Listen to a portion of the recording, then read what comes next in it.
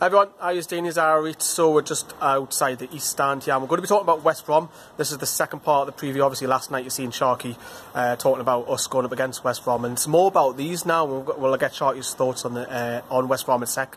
Let's have a look at the last 6 fixtures West Brom have played, and the thing you're going to notice straight away is the last 2 results. Incredible. Beating Man United away, which is absolutely fantastic, but also coming back 2-0 down from Liverpool, nicking a point. Probably come a little bit too late. They've had a little bit of a bounce since Pardew's gone out and Darren Moore's come in. Will that continue against us? Hopefully not. You know, only won the last 1 from the last 6, drawn 2, and lost 3. Only conceding 11. It's better. It's not great, but they're unproven. But they're in relegation form. You know, picking up 5 points from possible 18. That's going to send you down. Sharkey then. So West Brom, you know, they're sitting in 20th at the minute. 8 points behind Swansea, who have that game in hand, and they have to play Southampton, I believe, as well. And if Swansea win 1 game, they're relegated regardless of West Brom to do. But speaking of West Brom coming here, they have to win all 3 games. Do you expect them to go on the fly as an attack?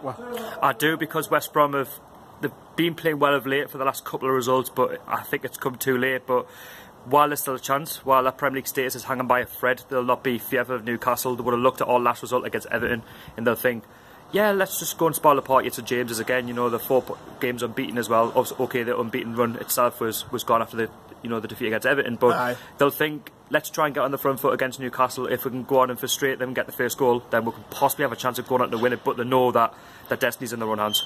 They've got to tackle, and I'm expecting West Brom to. And it's going to be interesting seeing them attack us, because they've got no option. They have to go out and win this game, otherwise they're down. Simple as that. They could be relegated. Just a shame it's not Pardew. But, you know, they are going down. I don't think, even if they win all of their 3 games, and all Swansea needs is 1 win, that's all they need, because they've got an extra game in hand. So Swansea have got 4 games, so it doesn't look very promising for West Brom. I expect them to go down. Whether it's Saturday or not, maybe not, but I think this is the perfect game for us to bounce back from a defeat, and you're playing bottom of the side, bottom table, you know what I mean? Well, yeah, we're unbeaten, you know, in the last 4 games, you know, since the turn of the transfer window. You know, we've beaten the likes of Manchester United, we've beaten Southampton, Huddersfield, we've even beaten Arsenal, you know, who've got a better team than us, really.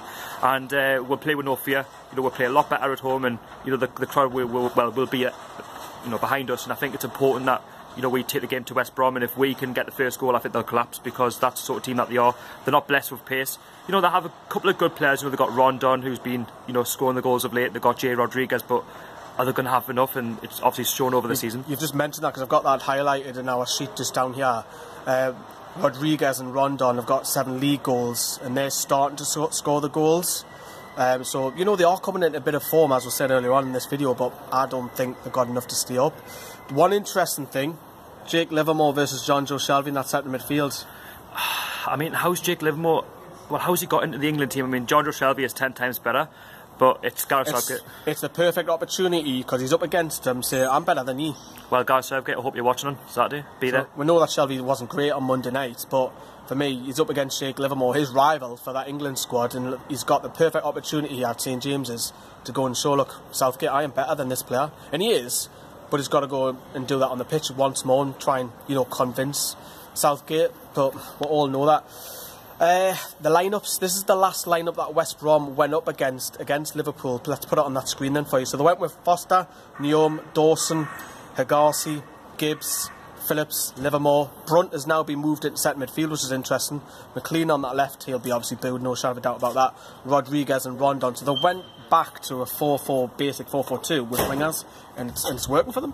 Well, you've got to go for it. I mean, if you're in a relegation battle like they are, you know, bottom of the league, and if they've got a chance with the 3 games left, if Swansea mess up, you've got to go for it. You've got to be positive, and if, like I say, if West Brom can get the first goal, that'll keep us quiet, and then, you know, what potentially the fans can do, they can get on the backs of the players, and, you know, that'll play to West Brom's you know, advantage. But I believe that will have too much for them on Saturday. I think, you know, we are on good form at the moment at home as well, and that's what's got with the points, and that's why we are, you know, where we are in the league. Despite their 2 good results last time out, you would expect Newcastle to be favourites and go on and win this game. But West Brom, before we wrap up, is they score a lot of their goals from set pieces.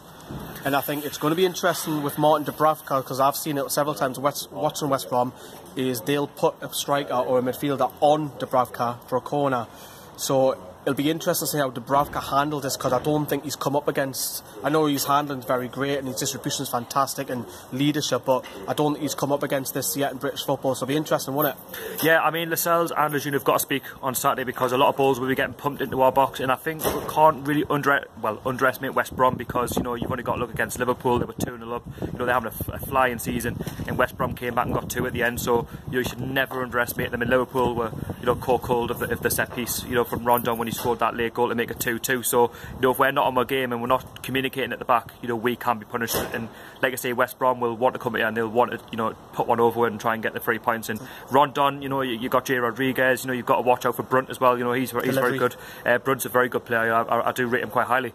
And yeah, they have got some good players, but you know, the likes of Nasser Chudley haven't. It's their best strength of winning the game, I think, is from the set pieces. And I think you're right in saying we've got to have a bit of leadership in that box, and in particular Dubravka. I'm intrigued to see how he copes with it, because he wouldn't have coped with this so far. He's only been, what, 8-9 games, so it'll be interesting. Score, what's going to happen then on Saturday? I'm really confident. I'm going to go for a 3-1 Newcastle. I think we'll get the goals, I think we'll send them down, and then we'll just move on to the next game against Watford, because we know we're safe, we're playing with confidence, and the passion will be there from the crowd. And you know, once that kicks in, I think once we get the first goal, they'll crumble and we'll be 3-1. We'll cruise it. Oh, you make me feel optimistic now. I'm going to go 3-0. Go for it. Why not then? I'd always say 1-0, 2-1. I'm going to go 3-0. But why can't we go to St James's Park and play with the confidence of, you know, that we can hammer a team? Because do you think you'll just quickly touching on? Do you think you'll bring in the likes of Mbemba and maybe mix it up a little bit, bring in a couple of surprises in there? Maybe start Murphy. You know, Moreno came on late on. He had a really good spell of the last 10 minutes. Try and test it. You know, you've got to give everyone a chance. We're safe, you know, and if you give someone a chance, then you never know for next season. Even Rafa said in his press conferences that nobody's safe yet. He's hinted as well about rotating as well. Yeah, it's not just that Rafa does that, but also, you know, he wants to try and integrate them into the team for next season as well. So nobody's place is safe, whether we're safe or not. He's looking for next season, and you know who's good, who's not. Let's hope boing boing boing the bag is down, eh? Buy them back down to the championship. See yous. Thanks for coming on, Sharkey. No bad, See yous. Bye bye. Bye.